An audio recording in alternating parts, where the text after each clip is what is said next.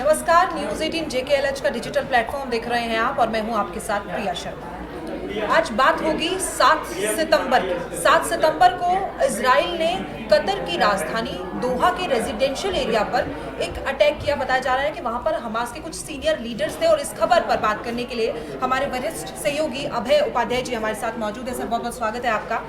आपको नहीं लगता कि वो जो इसके बाद मिडिल ईस्ट कंट्रीज की स्टेटमेंट सामने आ रही है, सब अलग अलग बोल रहे हैं, अगर ये सब एक हो जाए तो ज़्यादा कुछ आउटकम निकल कर सामने आएगा? देखिए, इसराइल एक कॉमन एनिमी की तरह है जी। कई सारे देश हैं जो हमेशा से इसराइल के खिलाफ आवाज़ उठाते रहे हैं और अलग अलग मंच पर उसके खिलाफ बयान भी देते रहे हैं। खासकर ये दोहा वाले चैप्टर के बाद हुआ ये कि ईरान तो खैर इसराइल के साथ अभी उसकी लड़ाई हुई थी, इसराइल तो हमेशा से ही मुखर रहा है। कतर ने भी बोला कि हमारी संप्रभुता पर हमला है और इंटरनेशनल लॉज का घोर अपमान करते हुए इसराइल ने हमला किया है। उसके बाद कई देशों ने इसके खिलाफ बोला, सऊदी अरब ने भी बोला, यूएई ने भी बोला, लेकिन एक ऐसा मजबूत गठबंधन बन के उभरता हुआ नहीं दिखाई देता है जो इसराइल के खिलाफ एक निर्णायक कोई कदम उठा सके। क्योंकि पूरे इलाके में सबको पता है इसराइल के फॉर्मेशन के डेज से ही अमेरिका उसके साथ बिल्कुल उसके संरक्षक की तरह खड़ा है। तो वैसे में कोई भी देश खुलकर इसराइल के खिलाफ नहीं आता है सिवाय ईरान को छोड़कर। और इसके पहले भी देखें तो ये जो देश है, अरब देश है, ये कुछ खेमों में बटे हुए हैं। ये खेमा अगर एक बार में ख़त्म हो जाए और सभी लोग एक प्लेटफॉर्म पर आ जाएं तो ये देश इसराइल का ही नहीं, अमेरिका का भी बहुत ही मजबूती से मुकाबला कर पाएंगे। लेकिन ये नहीं मुमकिन हो पाता है।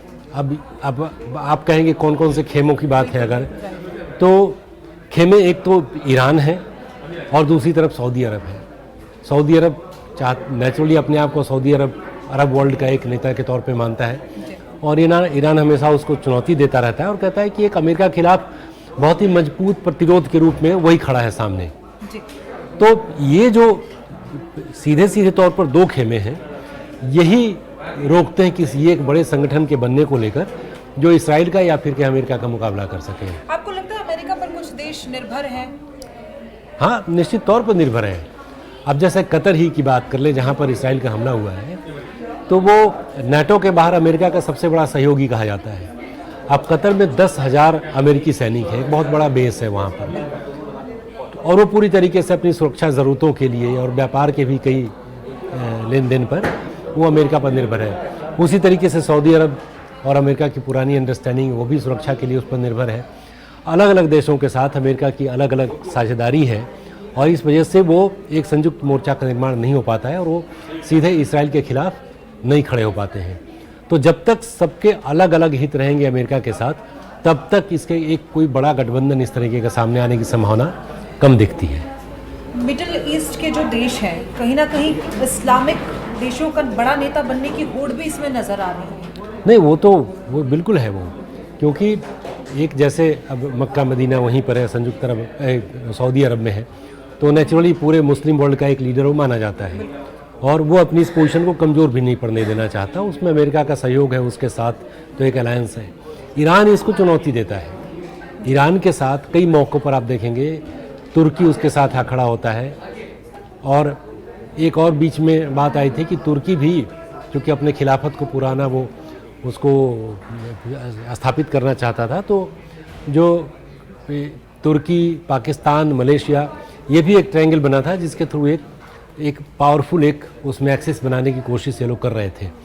तो ये अंदरूनी जो खींचतान है, ये भी सबके अपने अपने इंटरेस्ट हैं और एक बहुत बड़े उसमें बाधा के तौर पर सामने आता है। इस वजह से अलायंस कोई ऐसा बन नहीं पाता इसराइल के खिलाफ। देखिए, कतर के दोहा में ये जब हुआ तो इजराइल ने साफ तौर पर कहा, उसने पूरी जिम्मेदारी ली है। साफ तौर पर स्टेटमेंट बेंजामिन नेतन्याहू की तरफ से ट्विटर पे पोस्ट किया गया है और उन्होंने कहा है कि हमने उसी एरिया पर वहाँ पर हमला किया जहाँ पर हमें मिला था कि हमास के कुछ सीनियर लीडर्स वहाँ पर मौजूद हैं। हालांकि कतर के विदेश मंत्रालय की तरफ से इस हमले की निंदा की गई है। उन्होंने कहा है कि वहाँ पर कुछ रेजिडेंशियल एरिया थे और भी लोग मौजूद थे। तो कैसे आप इसको डिफाइन करेंगे? इसमें अब देखने वाली बात यह है, इसराइल पर इसलिए भी पूरी दुनिया दबाव बना रही है कि ये जो हमला हुआ उसमें हमास के नेता तो ठीक है कहे जा रहे हैं, हमास के ही थे वो लोग, लेकिन वो वार्ताकार भी थे। जी। तो वार्ताकार वो लोग थे जो 2023 में अक्टूबर के महीने में हमास का हमला हुआ था और इजराइल के बंधक बन गए थे, तो अब उनको छुड़ाने के लिए और एक ऐसी अवस्था में पहुंचने के लिए जहां ये लड़ाइयां बंद हो जाए, गजा में जिस तरीके से इसराइल का एक्शन हो रहा है ये बंद हो जाए। तो वार्ताकार थे वो लोग, कतर का कहना है कि वो लोग वार्ताकार थे और हमारे यहाँ वो लोग रुके हुए थे। और अमेरिका ने जो प्रपोज़ल दिया था अभी कि एक कोई इक्वेशन सेट किया उसने बताया कि ठीक है, इसराइल की तरफ से हमले रुक जाएंगे और हमास भी वहाँ पर अपनी एक्टिविटीज़ को कंट्रोल करे। तो स्टेटमेंट ये भी आया था कि हमास ने भी कहा था कि ठीक है, इन्हीं लोगों के थ्रू अमेरिका की तरफ से जो प्रपोज़ल आया है वो ठीक लग रहा है, हम इसमें सपोर्ट करेंगे। और इसराइल की तरफ से भी स्टेटमेंट आया था। कारण क्या है, फिलिस्तीन पर एक नहीं हो रहे हैं क्या ये सब लोग? फिलिस्तीन का सवाल है यहाँ। फिलिस्तीन का सवाल है, लेकिन वही है कि जैसे 2020 में अब्राहम अकॉर्ड हुआ था। अब्राहम अकॉर्ड नाम भी इसी करके रखा गया था उसमें कि कई धर्म के लोगों के जो सबसे रेस्पेक्टेड रिवर्ड जो पर्सनालिटी है अब्राहम, उनके नाम पर है। तो इसमें ईसाइयों को भी विरोध नहीं हो, इस्लाम को मानने वाले उनको भी नहीं हो, यहूदियों को भी नहीं हो। तो ये जो नाम ही रखा गया था इसी तरीके से रखा गया था। और इसमें संयुक्त अरब अमीरात था, तो फिर उसके बाद बहरीन भी आ गया उसमें, फिर मोरक्को और सूडान का भी सपोर्ट उसमें आ गया ये लोग। तो अब्राहम अकॉर्ड के ज़रिए जो है एक ऐसी परिस्थिति बनाने की कोशिश की जा रही थी कि धीरे धीरे अरब वर्ल्ड में और मुस्लिम वर्ल्ड जो है उसके साथ एक समझौता होने लगे इसराइल का। उन लोगों ने इसको मान्यता दे दी थी। तो ऐसा लग रहा था कि एक ऐसी अवस्था आ जाएगी जिसमें इसराइल की एक्सेप्टेंस धीरे धीरे बढ़ जाए, तो ये संघर्ष कम हो जाएगा। तो इस लिहाज से भी छोटे छोटे टुकड़ों में बटा हुआ ये वर्ग दिखता है, इसीलिए वो प्रतिरोध उतना मजबूत वो नहीं हो पाता इसराइल के अगेंस्ट में। बहुत इसराइल इज इक्वल टू यहूदी, यहूदी बनाम मुस्लिम तो नहीं लड़ाई कहीं? नहीं, ये तो खैर ईरान के लिए तो है ही है। उसने कहा ही था कि ये बीच में आके ऐसी जगह पर बस गए हैं। ये हो सकता है कि इसराइल का निर्माण दुनिया के किसी और कोने में होता तो शायद इस तरीके की लड़ाई नहीं होती। इसराइल की पोजीशनिंग ऐसी है जहाँ चारों तरफ इस्लाम को मानने वाले देश हैं और उनसे फॉर्मेशन के देश से ही इनसे उसकी लड़ाई होती रही है। और जो इनका जो इतना पवित्र स्थल है यरूशलेम का, वहाँ भी यही मुद्दा फंसा हुआ है।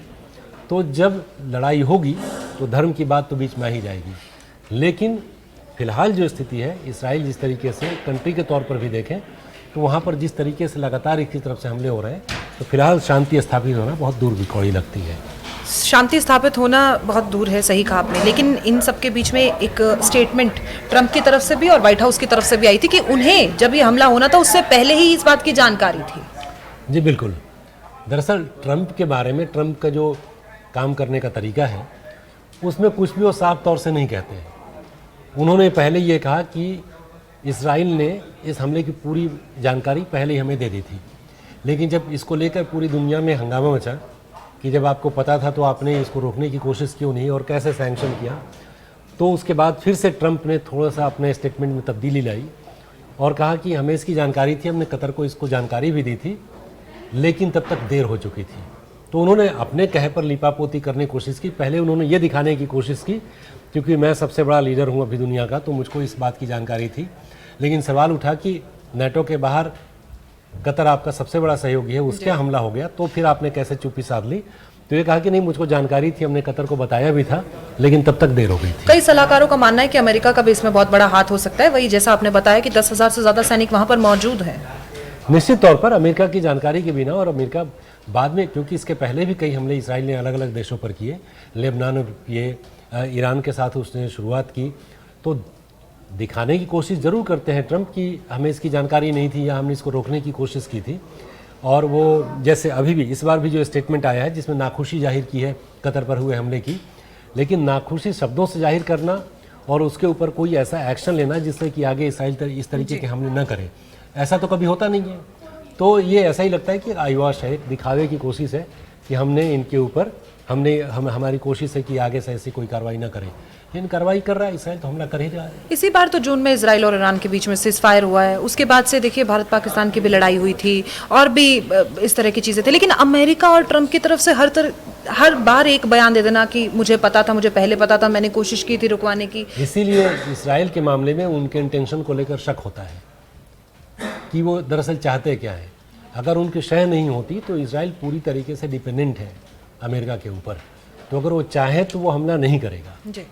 लेकिन सिर्फ कह देना और कोई ऐसा एक्शन नहीं लेना जिसका सीधा सीधा असर इसराइल पर पड़े, तब तक ऐसे हमले होते रहेंगे। जाहिर तौर पर बहुत बहुत शुक्रिया सर।